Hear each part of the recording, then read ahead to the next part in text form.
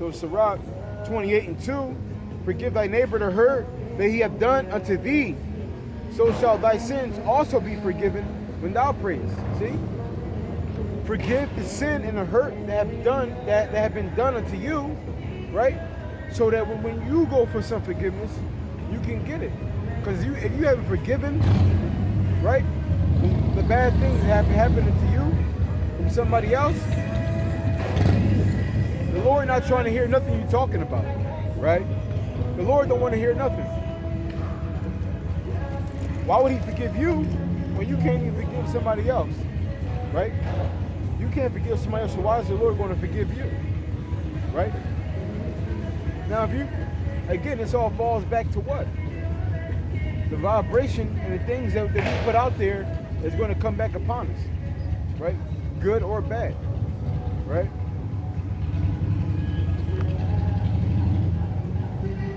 It says, one man beareth hatred against another, and does he seek pardon from the Lord, right? So it says one man, he's bearing hatred against another man. Is this same man who bearing hatred going to go speak to the Lord, right?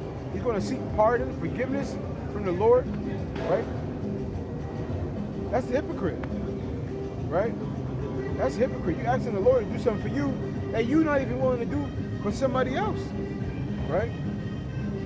There's a story on that. I'm going to get it after this, Lord willing.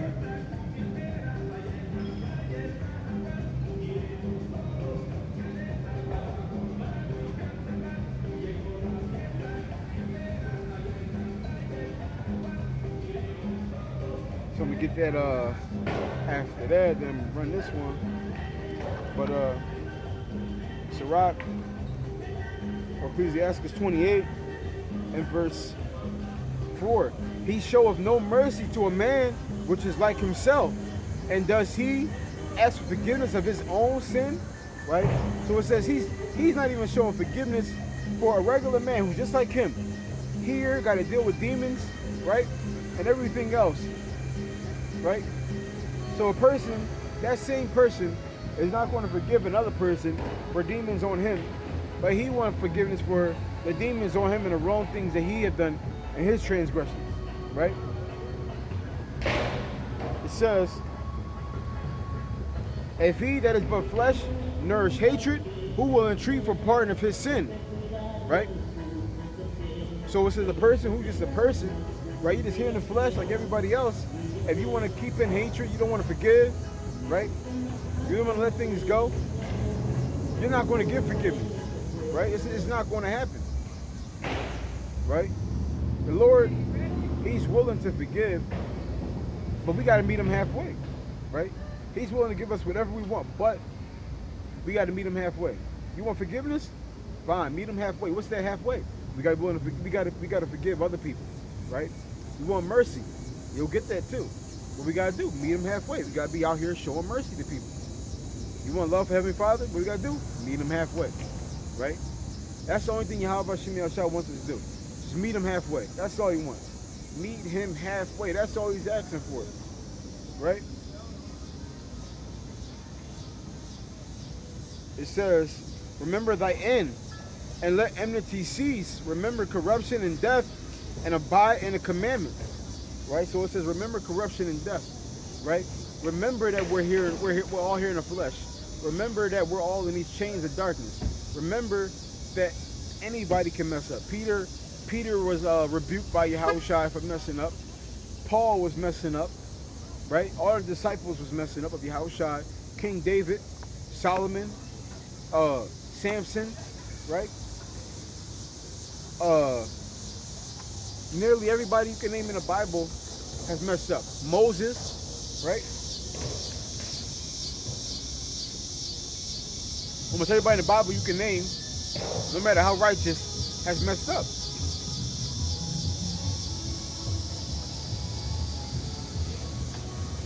So with that being said, everybody can mess up, okay? Everybody can mess up. So for another person who's capable and does mess up, to look at another person and is not willing to let things go, who's not willing to forgive, right? This person, the Lord is going to come against hard, right? Hard. Why? Because the Lord, he wants to see us show mercy over sacrifice, right? He wants to see us show mercy over holding somebody up to the law, over holding somebody up to their imperfection, right?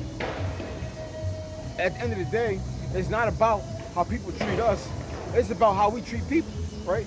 A person can treat you like shit every single day, right?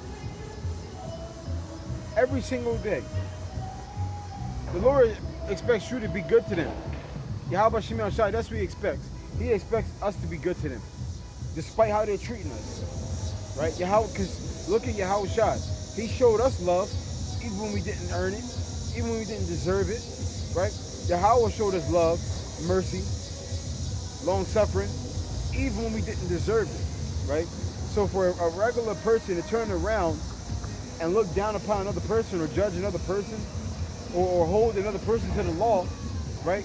This same person is going to have hell to pay, right? Because we all mess up. We all keep messing up, right? All the time. It might not be the same mess up, but we all mess up. And if we all mess up, that means we don't have anything to say, okay? We shouldn't have anything to say. It says,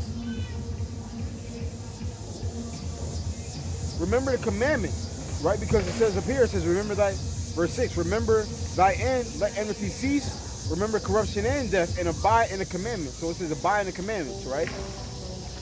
It says, remember, so it's about to tell you what that commandment is. Remember the commandment and bear no malice to thy neighbor, right? Bear no malice to thy neighbor.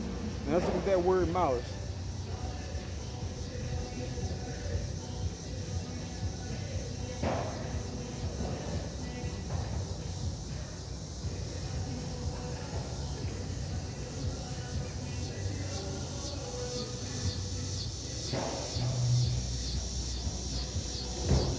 So this is malice, the intention or desire to do evil or ill will.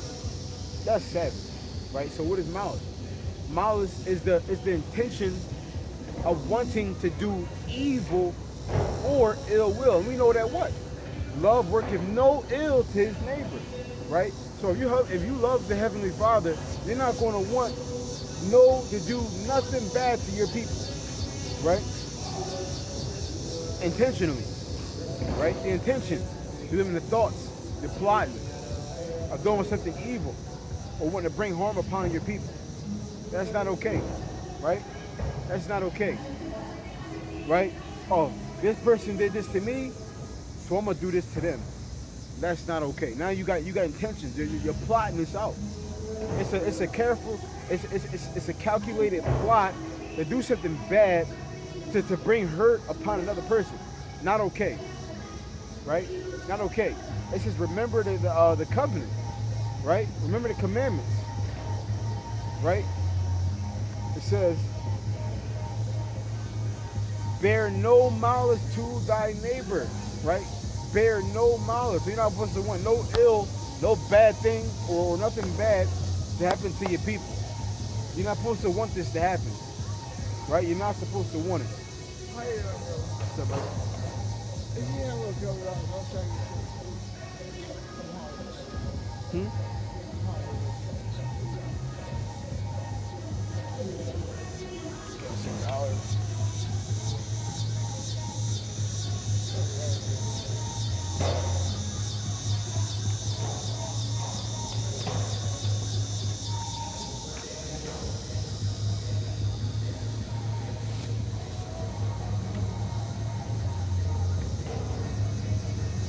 Ecclesiastes 28 and verse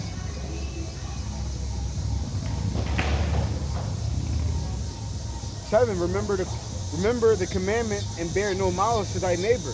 Remember the covenant of the highest and wink at ignorance. Right? Remember the covenant and wink at ignorance. Right? And what's ignorance? Right? Ignorance is lacking knowledge. Right? And what's knowledge? Knowledge is love. Right? Because we know there's only one true knowledge, and that true knowledge is of Yahweh B'Shem Yahushua. That's the true knowledge. right? That's the true knowledge. Yahweh Shem Yahushua, right? Being good. That's true knowledge. Because we know that knowledge on wickedness or anything outside of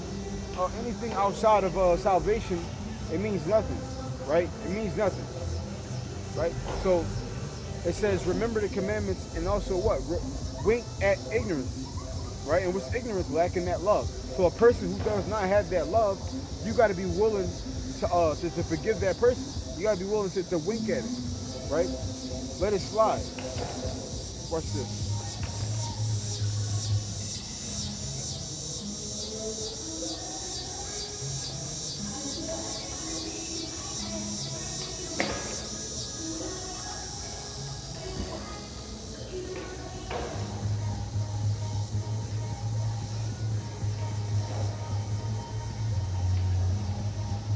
This is Colossians 4 and verse 5. It says, walk in wisdom towards them that are without, right? So it says walk with wisdom to them who don't have it, right? So the people who don't have the knowledge of Heavenly Father, which is love, right? The people who are not in that spirit, we're supposed to be extra careful with them. The people who are not walking in the spirit, Yahweh Shem Yahushua, we're supposed to be extra careful with them, right? We have to be wise around them, right? We got to, right? Especially trying to stay in the spirit around them, right? And we know that the people who are not in wisdom, Satan ultimately is using them to try to corrupt us anyway, right? The people who do know better, Satan is going to try to use them to try to corrupt, right? It says, verse 8, abstain from strife, right? So it says abstain from fighting, arguments, physical fight, abstain from it. So you try to stay away from it, okay?